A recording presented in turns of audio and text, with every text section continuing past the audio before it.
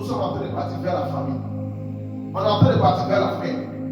Parce que à l'heure où je suis en train de vous parler, il y a des familles qui n'arrivent pas à manger 2 fois par jour.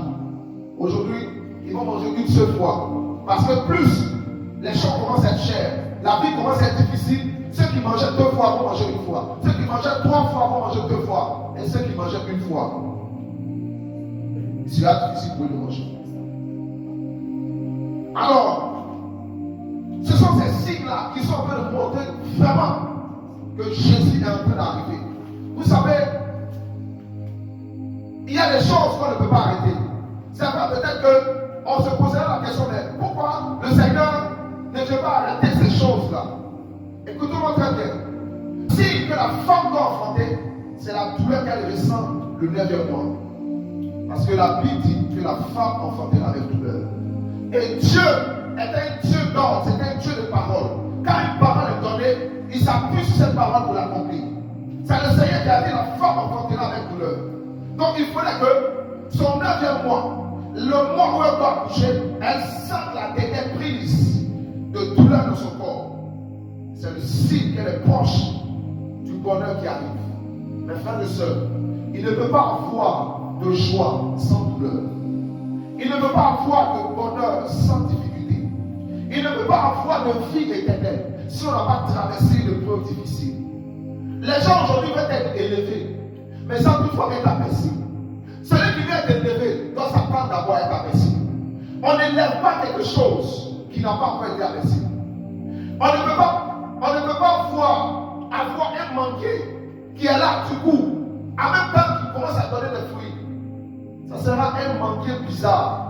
Nous-mêmes qui sommes les hommes, il sera difficile qu'on puisse goûter aux fruits de ce manqué. On aura peur parce que ça n'a pas suivi les procédures normales. Il y a des procédures que le manqué doit suivre. D'abord, c'est un noyau qu'on prend et qu'on jette dans le sol. Et ce noyau commence à pourrir. Il est plongé dans le sol. Il traverse les difficultés en bas du sol. Tous ceux qui viennent, ils marchent dessus. Les enfants marchent dessus. Les grandes personnes marchent dessus. Les voitures passent dessus. Mais au soir, où Dieu a décidé que c'est le temps, alors la graine commence à sortir sa tête. Et ça sort jusqu'à devenir un grand manqué. Et un jour, on voit, on dit, ah, ça c'est un manqué qui est là. Alléluia. C'est ainsi que les signes qui sont en train d'arriver, par rapport à la fin et l'avènement du Seigneur Jésus, sont des signes qui sont obligés d'être arrivés, parce que le monde dans lequel nous sommes, c'est un monde qui n'appartient pas à Dieu, c'est un monde qui appartient à Satan. Ceux qui règnent dans ce monde sont des gens qui sont attachés à ce monde. Alléluia. C'est pourquoi la Bible nous dit quelque part que nous ne devons pas nous conformer à ce siècle présent, mais que nous devons nous laisser transformer par le développement de notre intelligence. Cette intelligence-là vient de l'Esprit de Dieu. Alléluia. Dieu dit qu'il ne faut pas qu'on s'attache à ce monde. Écoutez-moi très bien. Si un homme de Dieu prêche qu'il faut s'attacher à ce monde, je vous assure que c'est le mensonge. C'est un mauvais message. Le message de la fin des temps, c'est le message de l'enlèvement. C'est le message du salut.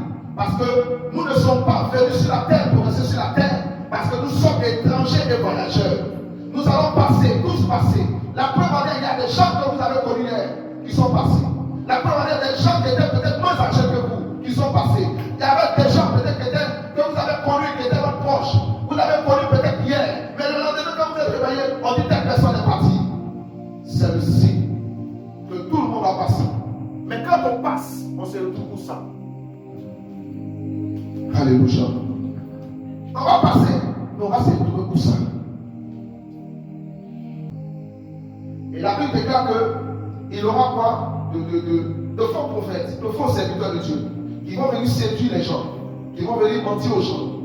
Vous dites non, attachez-vous à ça. Et beaucoup de fois aujourd'hui, on n'a pas ici parlé du message de l'argent, de la prospérité. C'est un message qui vous attache à ce monde. L'argent est important. Je ne dis pas que ce n'est pas important. Parce que l'argent a une utilité. Étant donné que nous sommes dans ce monde, l'argent est utile pour nous, pour pouvoir subvenir à nos besoins. Parce que c'est avec l'argent qu'on achète certaines choses. Même ici, la location des chaises, c'est avec l'argent. On n'a pas prié pour avoir ça. tout ce qu'on peut avoir et tout ce qu'on aura, c'est avec de l'argent. Mais ce n'est pas la priorité dans notre vie en tant que chrétien. C'est pourquoi un chrétien, si tu n'as pas l'argent aujourd'hui, ça ne doit pas t'empêcher de prier Dieu. Ce n'est pas parce que quelqu'un n'a pas l'argent qu'il ne doit pas, qu'il va abandonner la paix de Dieu. Il est en train de donner gloire à l'argent et l'argent devient un Dieu pour lui. L'argent ne doit pas être Dieu pour nous. Parce que le fait de considérer l'argent à tel niveau, tu commences à donner la valeur à l'argent. Non. L'argent doit être à notre service. Mais nous ne devons pas être au service de l'argent. Alléluia. Donc il aura des temps difficiles.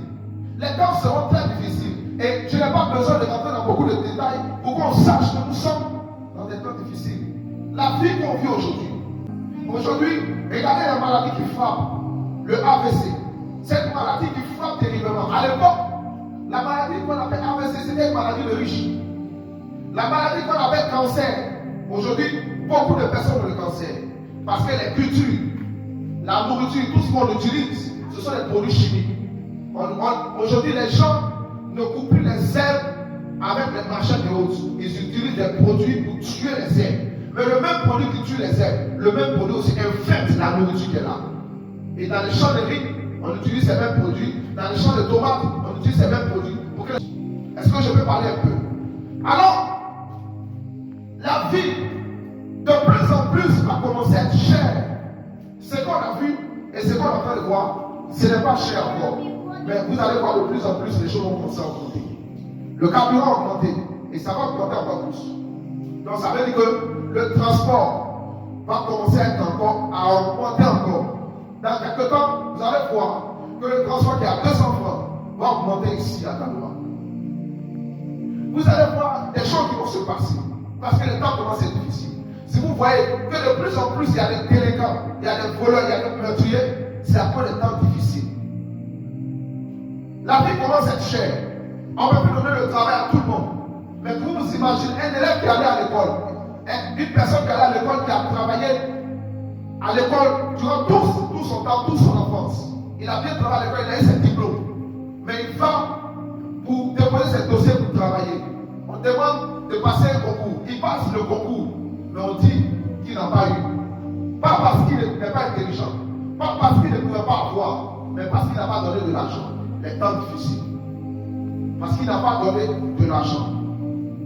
Et ça fait qu'aujourd'hui, peu importe ton niveau d'intelligence, peu importe ce que tu connais, tu n'as qu'à être diplômé comme tu veux à l'école.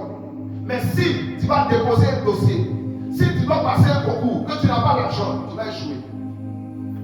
Imaginons maintenant pour nos familles qui sont pauvres. Est-ce que les enfants pourront travailler?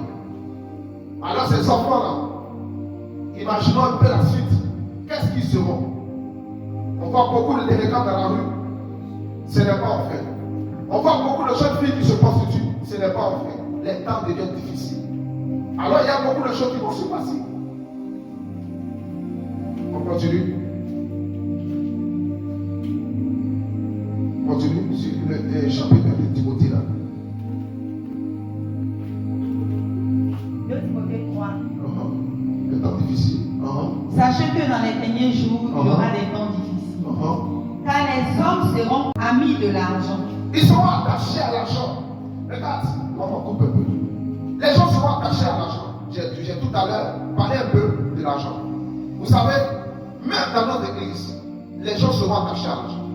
Il n'y aura plus de message véritable qui va pousser les gens à donner leur cœur à Dieu. Les gens vont plus donner leur cœur au matériel, aux choses de ce monde. Homme de Dieu, prie pour moi, pour que mon affaire puisse marcher. Mais on n'ira pas à l'église pour dire Seigneur, homme de Dieu, prie pour moi, aide-moi dans la prière, pour que je puisse m'attacher plus à Dieu. Afin que si je meurs, mon âme soit sauvée. Ces genres de prières vont commencer à être rares. Ces genres de prières vont commencer à être invisibles, même dans la bouche des chrétiens. Parce que l'amour de l'argent va commencer à prendre le dessus. Les gens vont commencer à être attachés à l'argent. Et de plus en plus, tout ce qu'on fait aujourd'hui, les grandes églises qui se construisent, les gens qui viennent construire des bâtiments, qui cherchent des fidèles, l'objectif, c'est que les paniers, à la fin du